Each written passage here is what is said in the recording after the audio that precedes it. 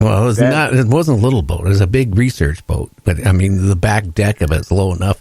So, it was interesting. They shown a picture. But, a publisher in Alaska that publishes a newspaper is giving it away to a lucky person who has the talent to be an editor.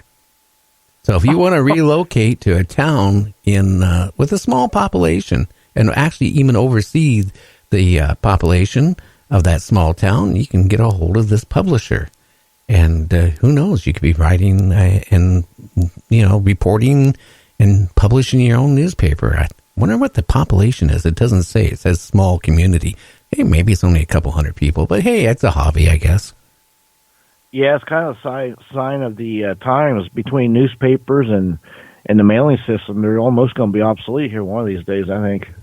Well, the post office is the way they're going. I hate to say it. About the only people who use the post office now is bill collectors. I tell you that. And getting bills. You certainly don't get love letters. You don't get regular mail anymore. You just get junk mail and bills. And it's enough because, it's really affecting the post office for, making a revenue. I mean, they are going in the hole big time each year. And let's face it, I mean, why would you want to take the time to write a letter to somebody when you just go in there and email it? Yeah, or pick up a phone. I don't know, but yeah, it's a good point. It's not like it was. Think about it. In 1940s, we probably had way less than half the world population, but I bet we had way more of the double of the use of the postal system than we do today. It's just a sign of the times, technology, and it's just pretty much phasing it out. I mean, really. Well, you know what I do? Everything I have, like one of my Harley payments, my car payment, all this stuff, they keep saying, do you want to opt out of getting a paper statement? And, I go, no. And they even will call me up and say, we can do this all online. We'll send you an email each month. I don't want to do that because, I'm doing my part to help support the post office. If too many people are opting out to get this paper mail. And I can see the companies because it saves them money not having to send it out. But, again, if they send it out, it gives more money for the post office. Yeah, and it's not just that. There's a lot of different businesses or corporations doing it. Even the DMVs, they will charge you extra if you go in there in person. That's great. It's bizarre. They want you to do everything online anymore. It's like, and that's a real challenge to me. Who's somebody that's totally computer illiterate. So it's a challenge for me. I don't know. Did you hear in the news there was two bucks tied together with their horns, and the only way they could separate them was they had to take a saw to them. Oh my! I hope they cut the horns and not the heads off. I think they from what I'm looking at the picture, they had to cut the horns to get them out to be unlocked. Yeah, that reminds me. About 30 years ago, here where I live is some of the biggest tri-county in counties I live is the most white-tailed deer in the whole state here where I live. Populations, and about 30 years ago, a guy came across. He found three bucks that were locked together, and they couldn't get unlocked. They eventually ended up dying. I don't know if exhaustion or starvation or whatever, but they died, and they were hooked up, and they had great big racks too. But that was a shame. But yeah, that happens. Oh yeah, it does. And you know what? In Japan, you can get a luscious hotel room for $1. But there is a catch. What's the luscious? Well, this is like a penthouse. But you know what? The catch is, and why it's only $1? Because you're going to be on live stream at all times and all places in that room. It's only $1. I thought he was going to say it's going to be like, a couple hundred people in there sleeping with you. No, $1 a night in a penthouse hotel. But you're on film all the time. You're going to be streaming live on the internet. Well, that's a new concept. That's something like that. A couple movies like TV or something. Yeah, that's strange. Well, what was that? Big Brother, where they did the filming, they walked around and, whatever. Could you imagine? I mean, you're going in the bathroom, the shower, everywhere. You're going to be videoed and sent out. Yeah, probably Japan. They would probably got cameras in here. I know the Big Brother. They don't do it in the bathroom and stuff, but here, Japan, they probably do. They do. They said it in all rooms. So they should be paying you, not where you get this luxury, hotel room for $1. They should be paying you, a couple $100 or whatever yen or whatever. Because let's say you're a married couple and you go in there. Oh, only $1. Look how much we save, honey.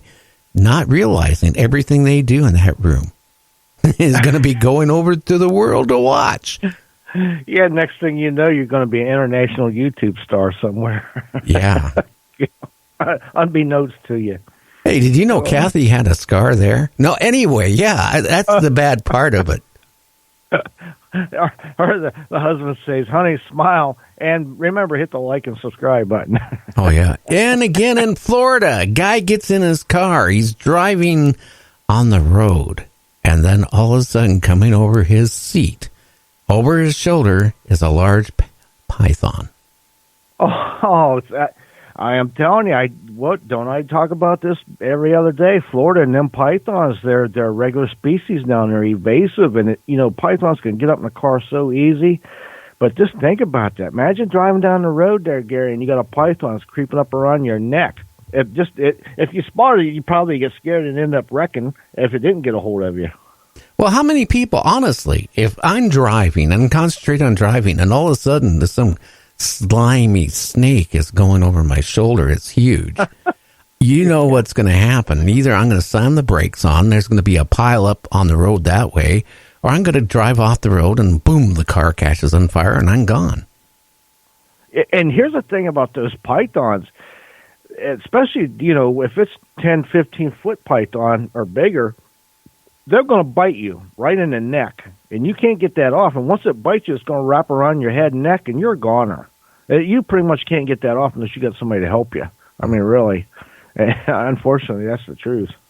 I don't know. It seems like it. Every day you look at the odd and crazy news. It's always something about snakes in Florida and alligators and stuff like that.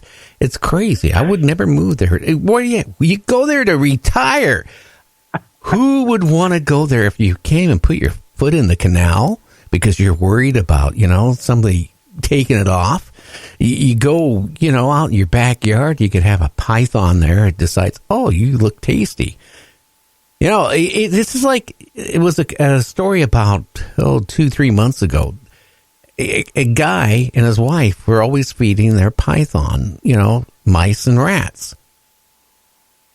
And what happened is, evidently, one of the two, I'm not going to blame the guy or the woman, didn't wash good and get the smell off of the rodent off their hands. And so their friendly pet that they love so much, decided, hey, I'm going to eat you. Mm-hmm.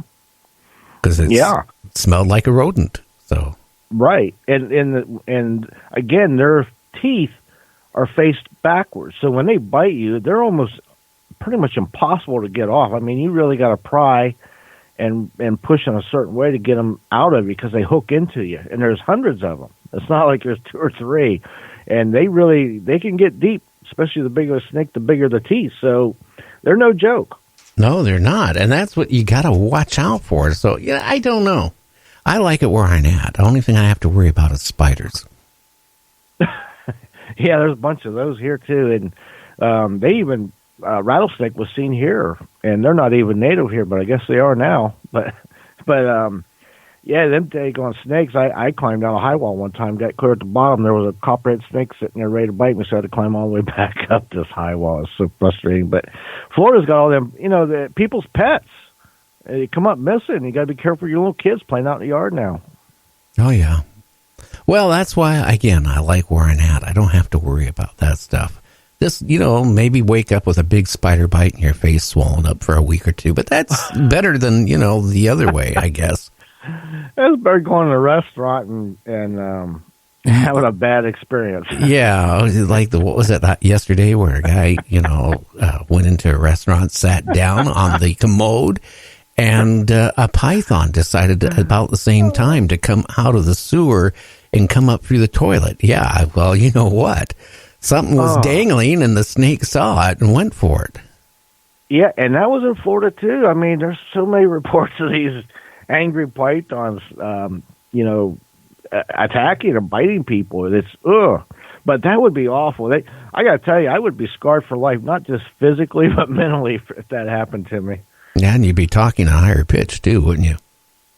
Probably, because I've seen what their teeth can do to a person's arm, and that's a lot softer skin, so to speak, with less muscle. So it's a wonder he didn't get turned into a steer, so to speak. I mean, whatever you call it, deballed or testicled. Yeah, I don't know. As long as it's somebody else and not me.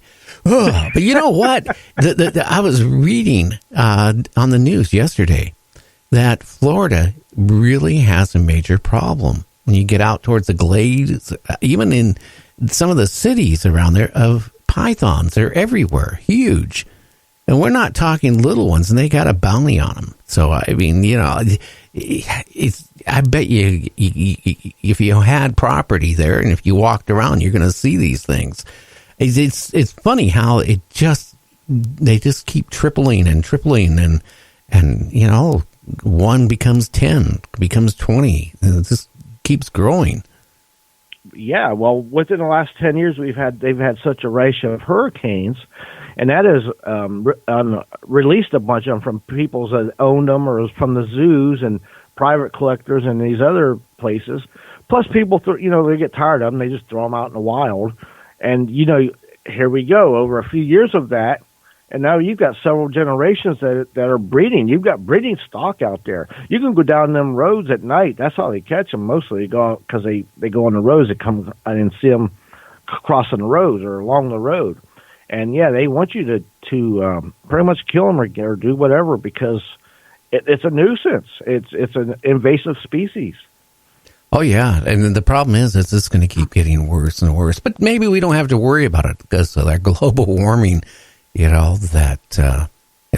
going to probably be underwater eventually in the next 10, 15 years. Well, but supposedly by 2040 or 50, the way things are going, the water level is going to go up another 20 meters or so. So I can tell you this much: there's no basements in Florida for a reason, because you dig a big enough hole and you're going to hit water. Oh, yeah. So anyway, we got to go on break. We'll be back in 3.5 minutes. You're listening to James Christbaum out there. You're listening to me, Gary, on Night Dreams Talk Radio. So we'll be back. I just can't wait till we get Whitley on and talking about his book, A New World, here in about a half an hour. So stay tuned.